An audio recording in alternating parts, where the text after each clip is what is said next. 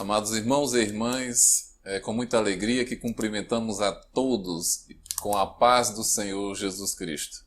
Estamos aqui para mais uma vez, fazemos a exposição da Palavra de Deus com o propósito de disponibilizar este material para que contribua no auxílio aos professores da Escola Bíblica Dominical. Queremos agradecer a todos que têm participado deste trabalho, fazendo sua inscrição, divulgando, comentando.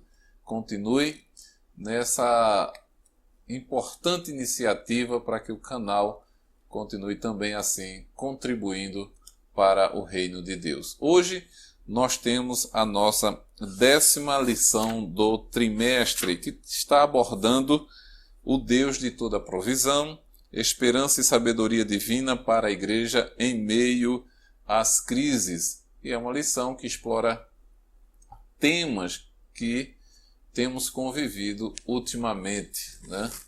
Temos lidado com essa situação de crise, tanto no aspecto econômico, também político, no aspecto ético e também em relação ao mundo espiritual.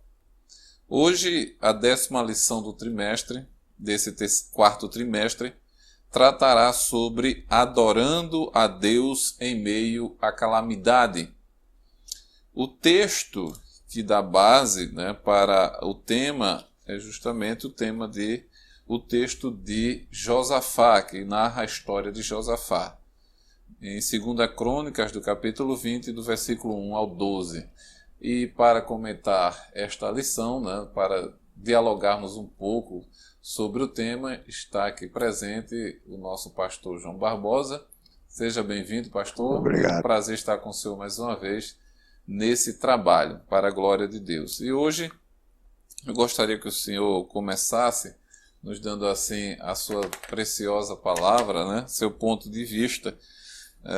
A gente tem 3 tópicos, né? Reino do Sul, Reino do Norte e do Sul, o rei Josafá, e por último Josafá e seus inimigos. Então eu gostaria que o senhor discorresse um pouco como foi que se construiu, como foi que se criou esse pano de fundo, Reino do Sul e Reino do Norte. Eu quero, em primeiro lugar, saudar a todos os irmãos e também os amigos que, através da rede mundial de computadores, nos acompanham para, com muito prazer, poder fazer essa exposição da Palavra de Deus, esse ponto histórico mais importante para compreendermos grande parte do Antigo Testamento e o posicionamento dos profetas em algumas ocasiões, quando repreendiam os reis pela sua conduta fora do plano de Deus. Davi, o 2º rei de Israel, da nação unificada, foi um homem de Deus e que trabalhou para a nação, empenhou toda a sua vida. E desejava que um filho seu, dos seus muitos filhos, um o substituísse, e esse foi o Salomão. Enfrentou dificuldades porque um outro filho tentou usurpar o trono, o lugar de Salomão, mas ele habilmente conseguiu que Salomão fosse o rei. E tinha a aprovação de Deus. E Salomão, todos nós sabemos que foi considerado o homem mais sábio do mundo. Quando Deus perguntou o que ele queria, ele disse que queria sabedoria. E sabedoria de forma tal que ele pudesse entrar e sair diante do povo de Deus. E Deus deu a ele não só sabedoria, mas também riqueza, como a nenhum outro. E o seu reino foi respeitado e temido por toda parte. E se os reis vinham de longe para cumprimentar e conhecer e admirar a sabedoria de Salomão. Teve ajuda de muitos para que pudesse construir o grande templo de Jerusalém. Mas já para sua velhice, Salomão cometeu falhas terríveis. Salomão teve 700 esposas e 300 concubinas. E algumas dessas mulheres desviaram o seu coração. O capítulo 11, versículo 3 e 4 do livro de 1 Reis nos mostra isso claramente, que aquelas mulheres desviaram o seu coração, ele passou a adorar outros deuses. Depois Salomão morre, o seu filho Roboão assume, e a carga tributária imposta por Salomão, porque o reino, durante o período de Roboão, começou a empobrecer, perder renda, e os anciãos pediam que ele aliviasse o jugo, e ele aumentou os impostos. E houve um racha, Marcelo, no reino, e um general da tribo de Efraim, o Jeroboão, que era um homem de extrema confiança de Salomão, que tinha fugido para o Egito, já mostrava que tinha uma saliência, e Deus tinha usado o profeta Aías, dizendo que lhe daria 10 tribos. E assim o reino foi dividido, quando eles não suportaram mais a carga tributária e a dureza de Roboão. E, como diz o comentarista, eu também não entendo por que Deus permitiu essa divisão no reino de Israel, que em certo sentido nunca desapareceu. Embora Israel hoje, o Israel de hoje não é contado pelas tribos, como naqueles dias. Embora os registros existam. E no final dos tempos, isso voltará a acontecer. Mas o certo é que o reino foi dividido, e o primeiro rei de Israel foi o Jeroboão. E o primeiro rei de Judá, depois da cisão, foi o Asa, né? O Asa foi o quarto rei. O Asa foi o quarto rei que assumiu aquele reinado. E quando ele assumiu, ele foi corregente com seu pai durante aproximadamente uns de 3 anos, de 4, 5 anos. O certo é que um tempo dos 41 anos de Asa, um tempo ele reinou junto com seu pai. E ele observava que o seu pai tinha também se distanciado dos fundamentos da lei de Deus e tinha cometido alguns erros. E Josafá também entendia que as causas do sofrimento da nação de Judá tinha muito a ver com a conduta do seu próprio pai.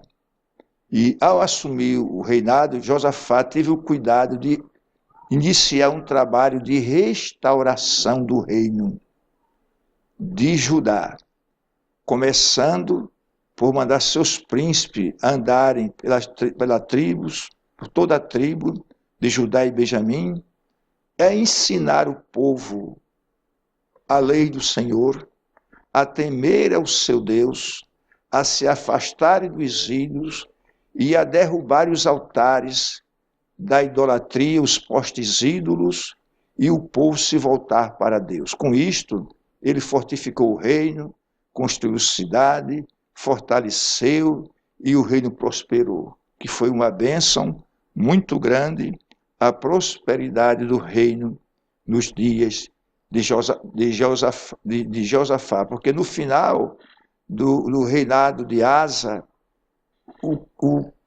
era um verdadeiro caos que nós encontramos no reino de Judá. Mas ele teve o cuidado de implantar uma reforma, tanto no sentido espiritual, como no sentido material.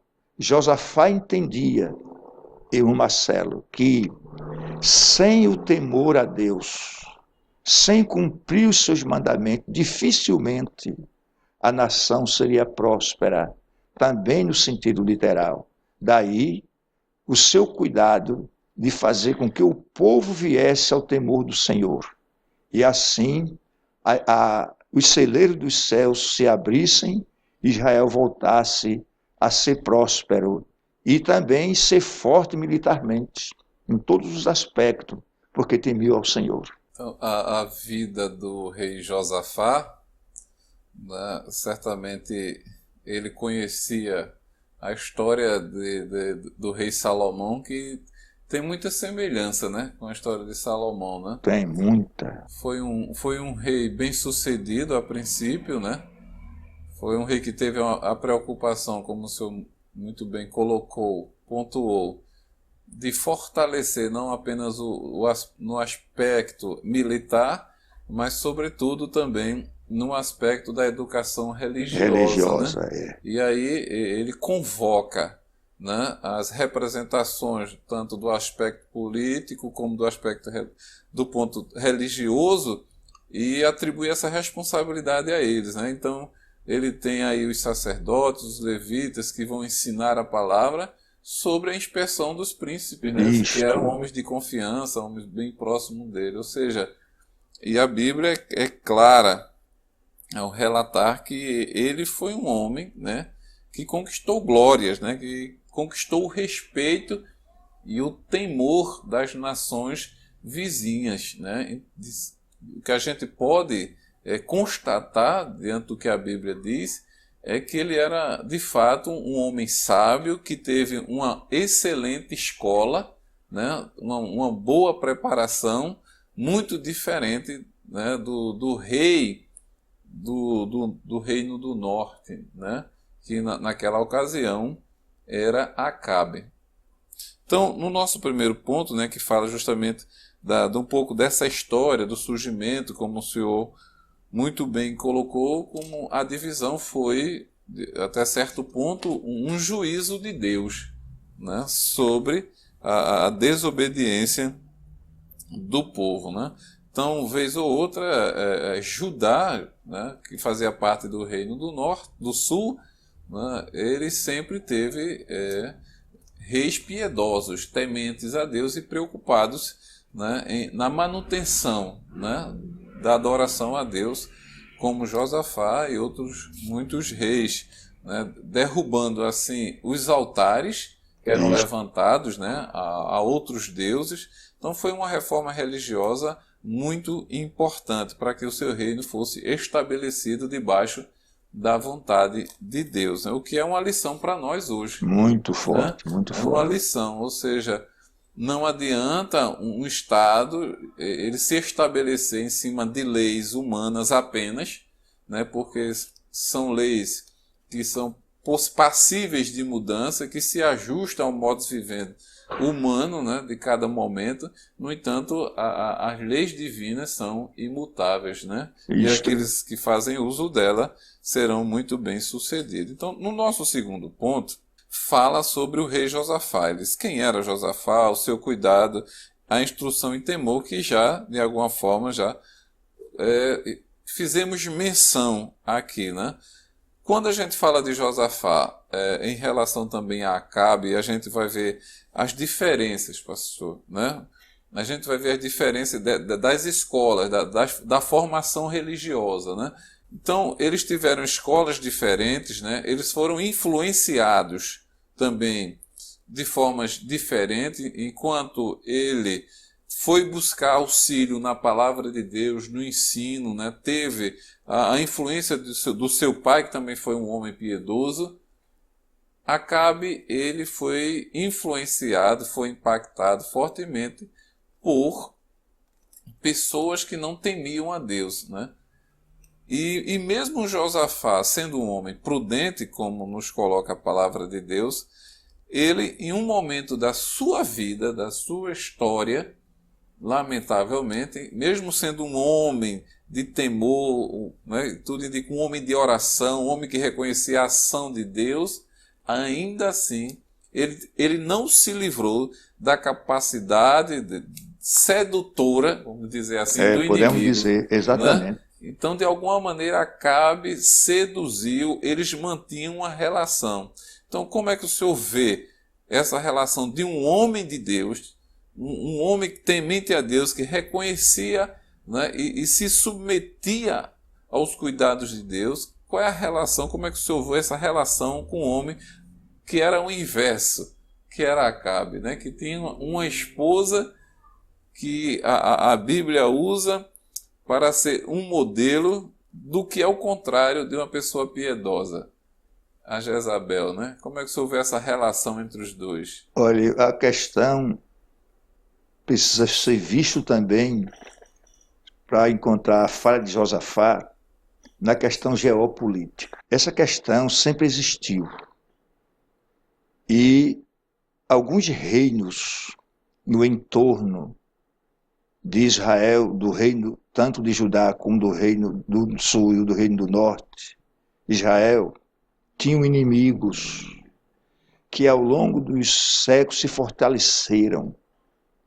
Aliás, esses povos, desde o dia de Davi, vinha tendo algumas investidas contra Israel.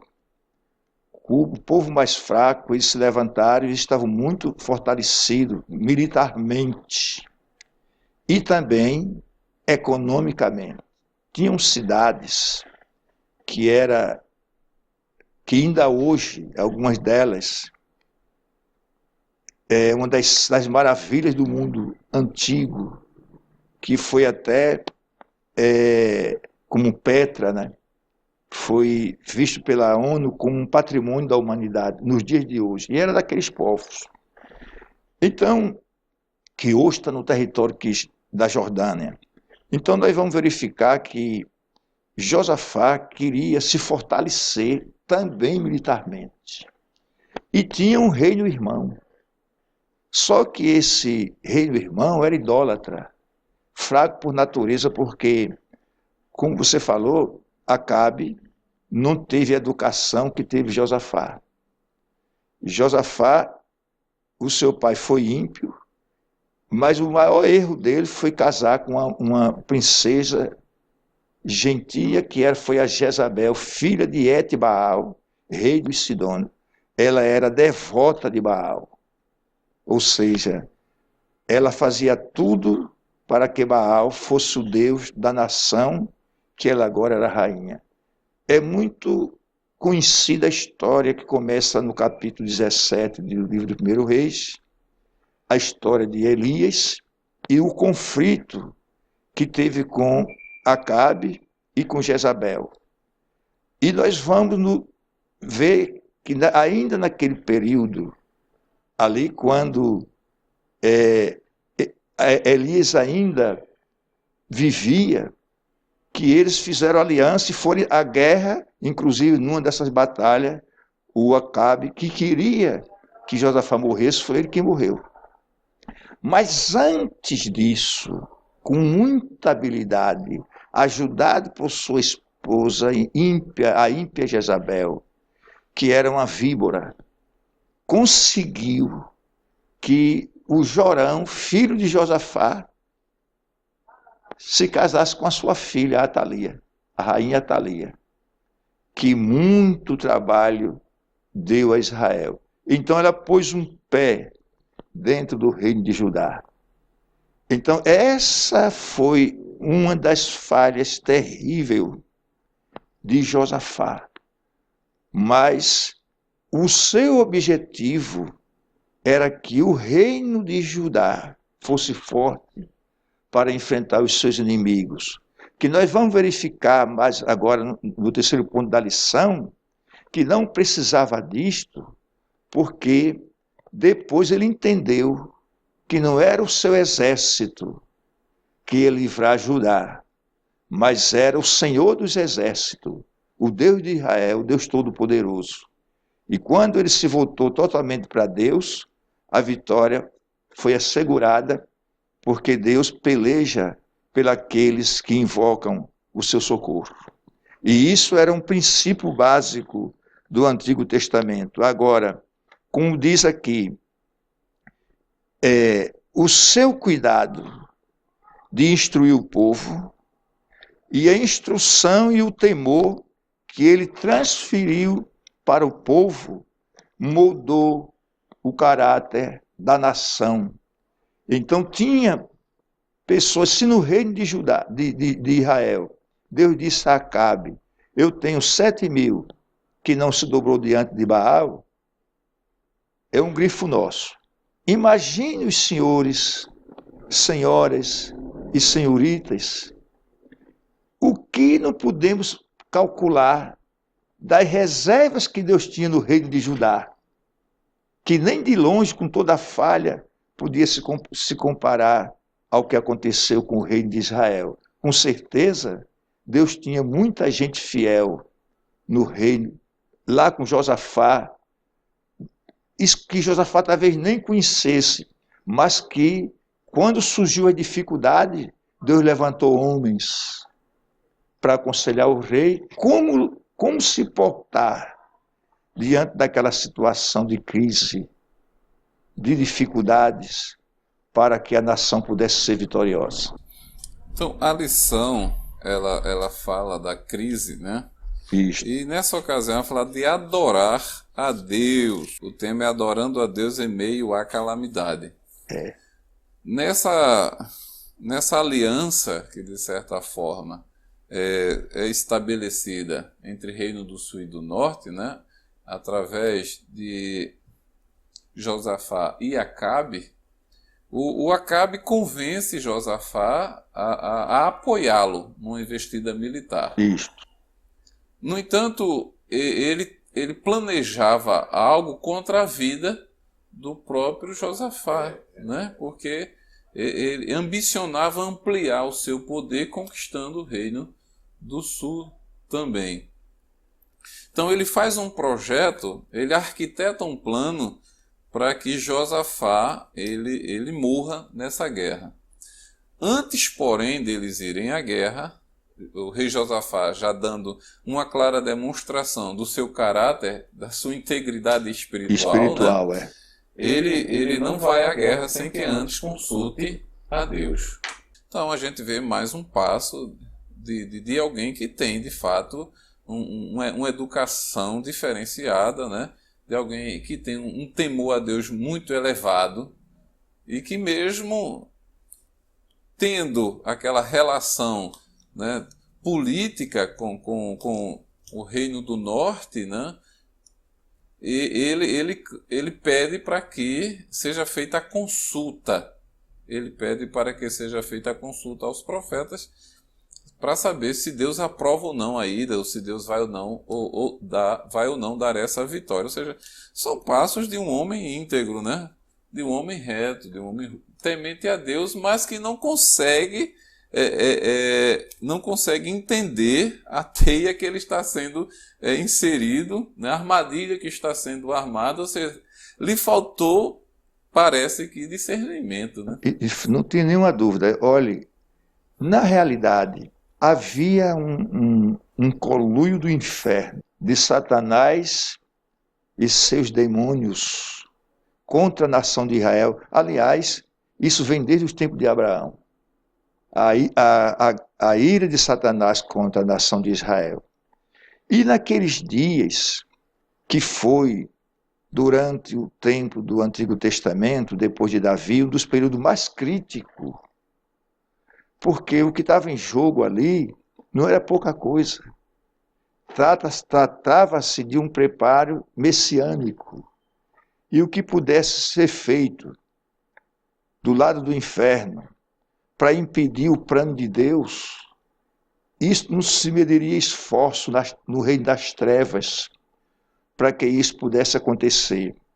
Observe que, com o casamento de Jorão com Atalia, filha de Jezabel, que era tão astuta, ou quem sabe, um pouco mais do que a própria mãe, ela pôs um pé dentro do reino de Judá.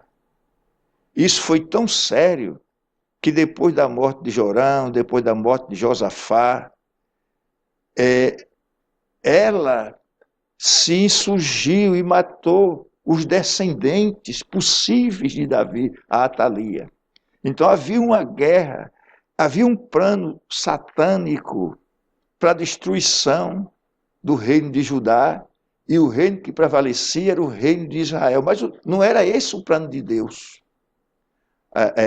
Há uma Bíblia mais antiga, de João Ferreira de Almeida, que diz que a luz resplandece nas trevas, e as trevas não a compreenderam.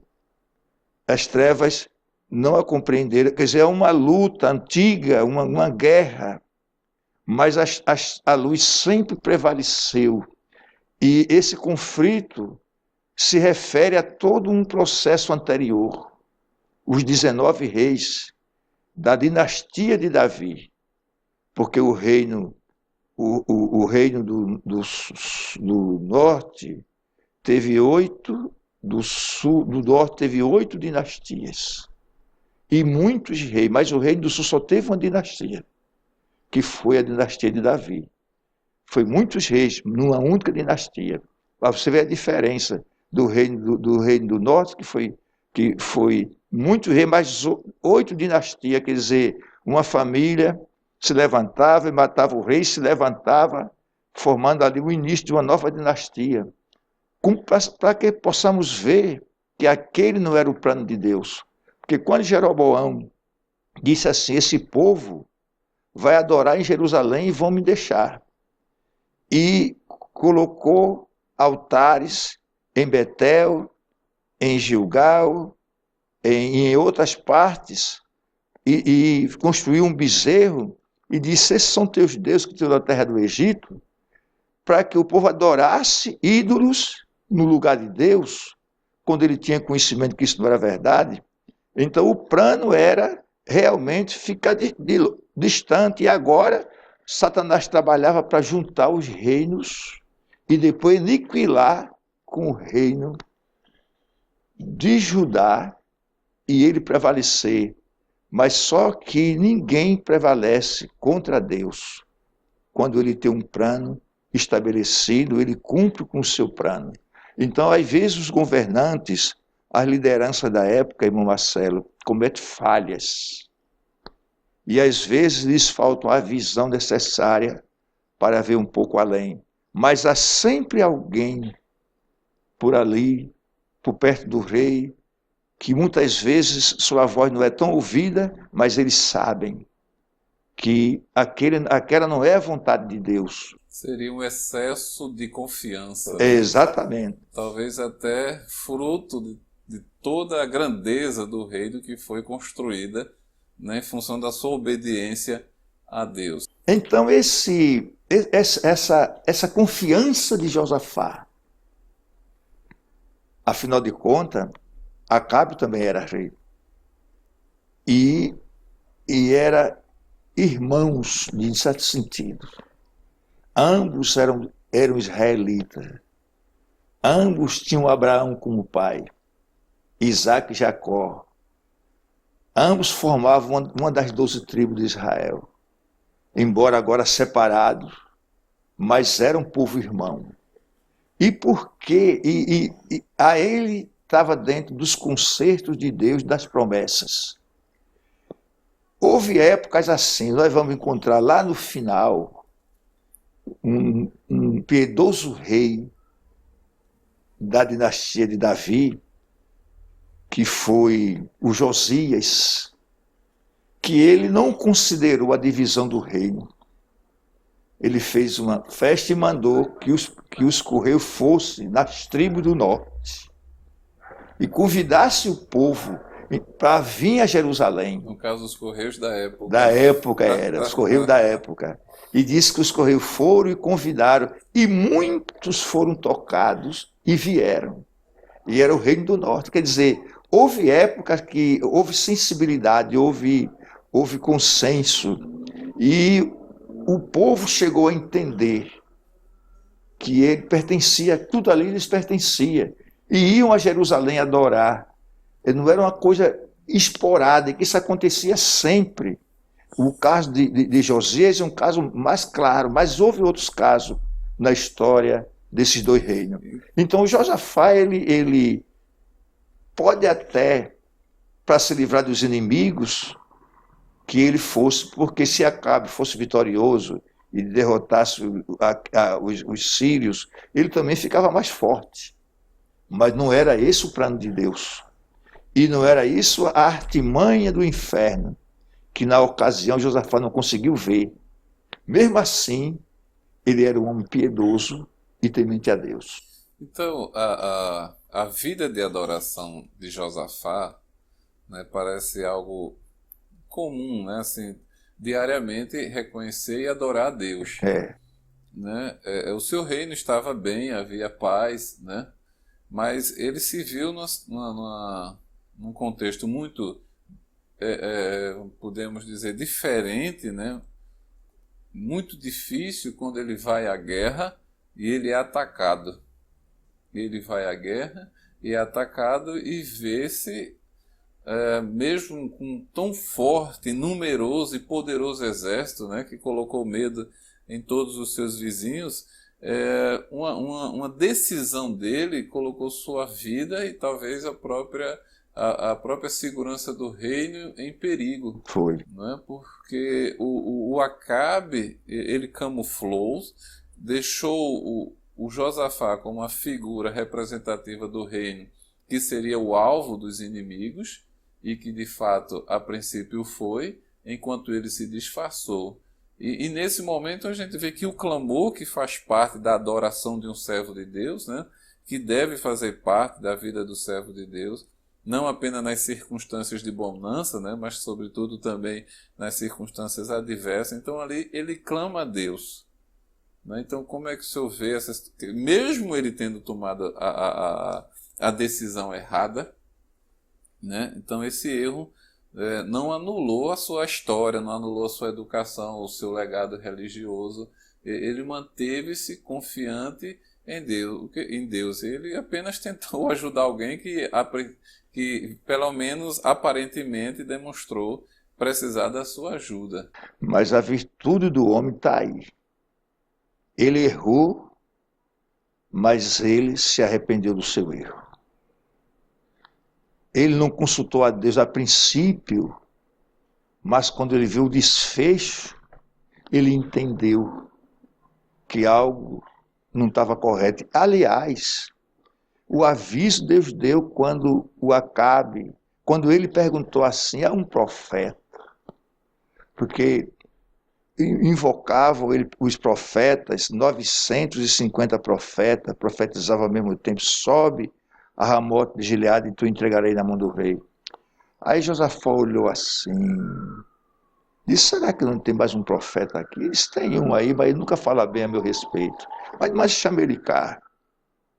E quando Micaías chegou, Micaías disse, eu vi o céu aberto e vi o Senhor no seu trono.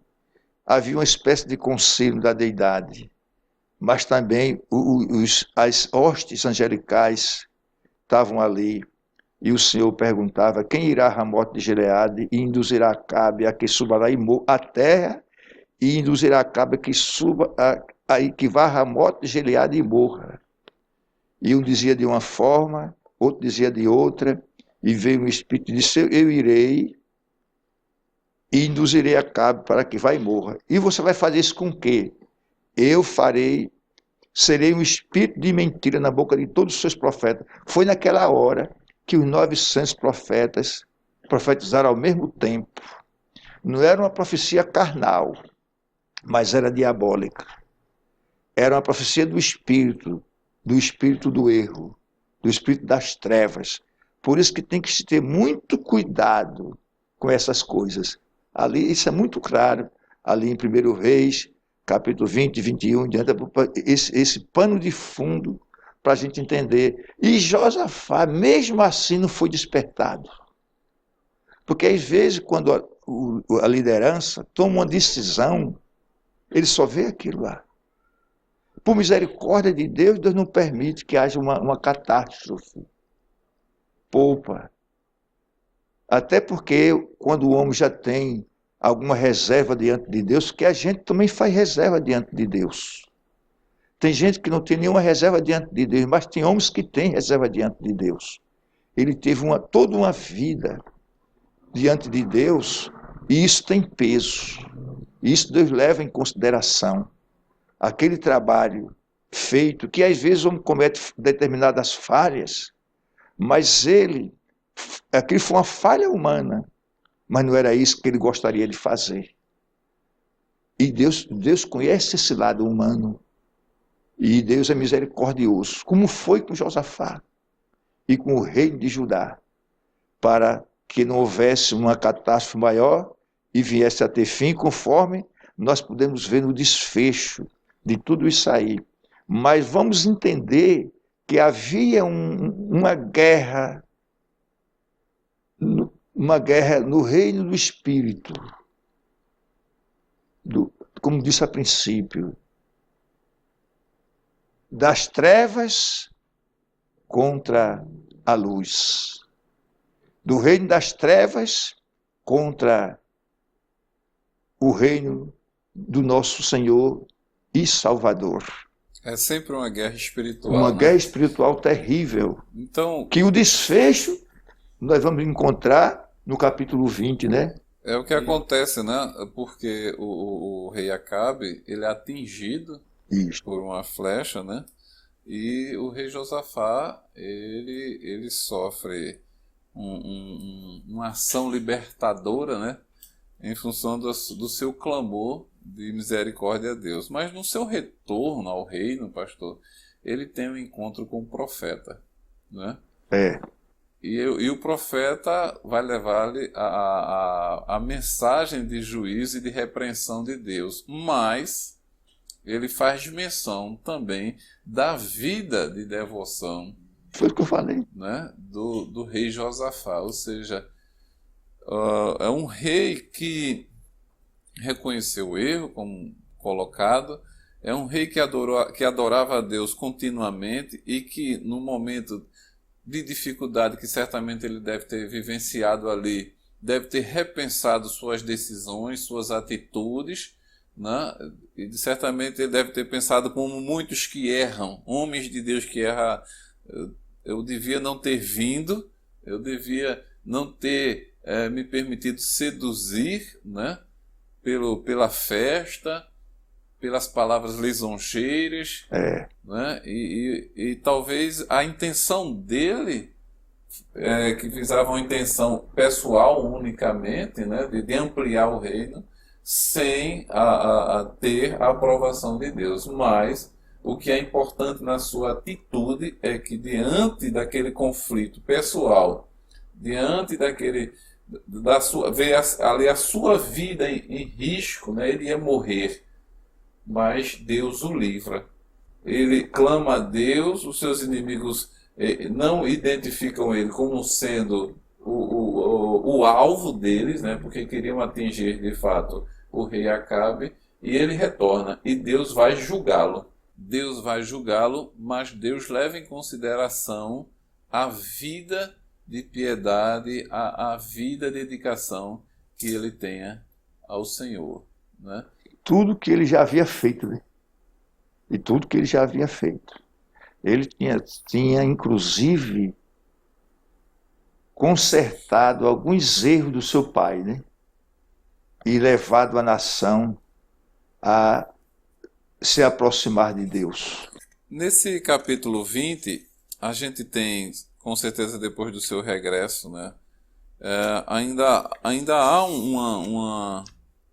uma porção de líderes que desejam tomar o reino, como esse conflito, ele na realidade nunca cessou até hoje, né? De tomar as terras. E Josafá também foi alvo pessoal, né, de muitos inimigos ali, circunvizinhos. Agora a gente vai ver como ele age diferente, né? Ou seja, ele aprendeu a lição. Né? A turbulência do passado lhe ensinou a lição que não devemos tomar nenhuma iniciativa enquanto homens e mulheres de Deus sem antes consultar ao Senhor, né? Sem antes procurar a vontade de Deus, né? Porque o rei agora diz a palavra de Deus que ele temeu, né? Então Josafá temeu e pôs-se a buscar o Senhor e apregoou jejum em todo o O Judá. Judá. Está aqui em 2 Crônicas, capítulo 20, versículo 3. Ou seja, é uma atitude diferente diante de uma aparente crise, né? De um conflito que estava se estabelecendo. Nós, enquanto seres, né, limitados, né, quando estamos na bonança, evidentemente nos alegramos. Mas corremos um grande risco também de não dar devida atenção à parte espiritual. Né? Os compromissos, as atividades profissionais diárias, né, acabam que tomando o tempo de tal maneira que a nossa vida devocional ela é reduzida e, lamentavelmente, muitas vezes negligenciada. Né? E aí vem a crise. Por alguma circunstância, a crise se abate, ou porque não vigiamos, é uma crise pessoal, é uma crise familiar, é uma crise também num contexto mais universal, como principalmente está passando o Brasil. Então, qual é a atitude do crente? Já que a lição fala da adorar a Deus nessa perspectiva, na perspectiva da crise. O crente vai mudar porque o crente, lamentavelmente, no Brasil, ele tem posturas e consegue oscilar nesse sentido. Né? Ou a gente mantém a postura, por exemplo, do servo Jó. Né?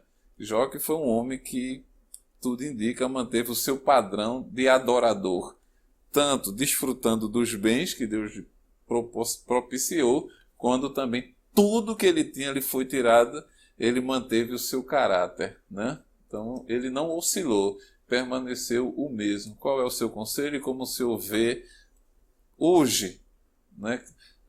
Já trazendo uma aplicação prática da nossa lição, como o senhor vê o cenário cristão dentro desse contexto de adoração? Fazendo eu diria assim, essa transversalidade para o nosso tempo, eu diria que hoje as condições são diferentes, estamos numa outra dispensação, e o trato de Deus com o povo, o seu povo, que é a igreja hoje, é diferente do trato de Deus com o povo do tempo de Josafá, porque é uma outra economia. Então, hoje o homem de Deus não pode oscilar. Fazem, mas não deveriam fazer. Porque o prejuízo hoje não vem nem sempre nos dias atuais. Vai ficar para um ajuste de conta com Deus para o futuro. Tem muita gente que eu não posso dizer hoje que não são homens de Deus. São apontados e vistos como homens de Deus. Mas tem coisa na sua vida e no seu proceder que a eternidade vai mostrar quem era ele. No dia que chegar diante do tribunal de Cristo. Não estou falando, e olhe, entre aqueles que com toda a falha passarem e experimentarem o arrebatamento. Ainda assim, terá como que fosse, me permito usar essa expressão, uma peneira bem fininha, que vai ver realmente quem eram aqueles que estavam na dimensão exigida por Deus e aquele que estava mais ou menos a ponto de o apóstolo dizer, salvo como que pelo fogo. Ou seja, mas salvo, mas sem direito a galardão e quem sabe até a coroas que cabe aos vencedores, porque eles professaram o nome de Cristo, fizeram alguma coisa verdade, mas o seu testemunho e a sua forma de se comportar foi terrível. E isso eles pagarão muito caro, mesmo, irmão Marcelo, porque em todas essas lições a gente encontra um veio escatológico, que é a forma do proceder Porque falta hoje no nosso tempo temor a Deus. Está faltando temor a Deus, reverência. Então, que disse Salomão no capítulo 8 e 11 de Eclesiastes? Visto como se não executa o juízo logo sobre a má obra, os homens estão inclinados a praticar o mal. Isso acontece com o povão no mundo, isso acontece às vezes na igreja, isso acontece com a liderança. Como Deus nem sempre cobra instantaneamente.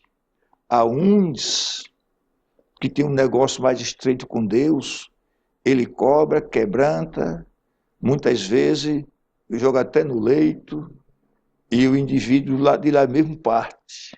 Há um trabalhar de Deus. E outros que têm um coração feito de faraó, Deus permite que ele caminhe, e só Deus sabe como será lá o futuro. Mas não foi o caso de Josafá. Josafá foi um homem, com tudo isso, Josafá era um homem humilde. E tem mais, um homem que sabia ouvir. Se alguém chegasse para ele e dissesse, Josafá, não é dessa forma. Como nós vamos encontrar no desfecho da leitura do capítulo 20, com cuidado, nós vamos observar que ele escuta os demais. E quando a gente vai ver por lado da adoração, em vez de ele colocar os homens de guerra, os valentes, que não eram os valentes como os valentes de Davi, mas em todos os tempos, Israel teve uma tropa de elite, um grupo especial para a batalha. Em todos os aspectos, homens valorosos. Mas não foi esses homens valorosos que foi colocado na dianteira. Eles ficaram mais na retaguarda.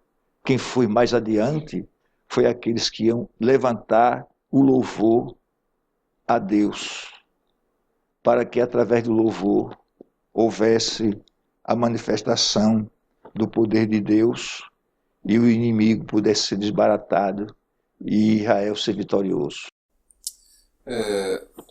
Judá, digo. Nós queremos agradecer, né, pastor, por esse momento, né, podermos comentar um pouco desta lição e de concluir dizendo que a calamidade é uma situação que vem num contexto, pode ser pessoal, né, micro, ou no contexto universal, macro. E sempre é fruto das ações humanas. Né? Pode ser também de uma ação de juízo de Deus, mas hoje é muito fruto das ações humanas do homem caído e que resiste, né, à palavra de Deus. E o servo fiel do Senhor também é atingido por essas calamidades, né, que visa muitas vezes desestruturá-lo, tirá-lo da presença de Deus, porque a gente quer uma medida que solucione rapidamente esses problemas. E quando ele se demora, a gente perde confiança, muitas vezes, né? Fica se questionando os porquês da vida.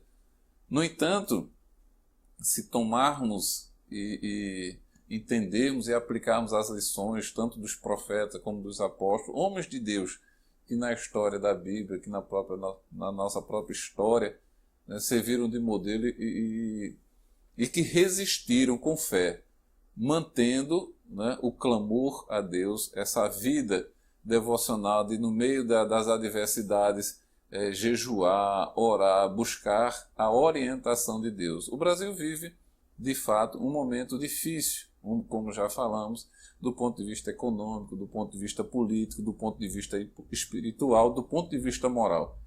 E o que é que o crente tem que fazer? É permanecer fazendo o que fazia antes, adorando a Deus, ou seja, prostrando-se diante a Deus, que é um dos sentidos do termo, é prostrar-se, adorar, é reconhecer o seu poder, a sua soberania.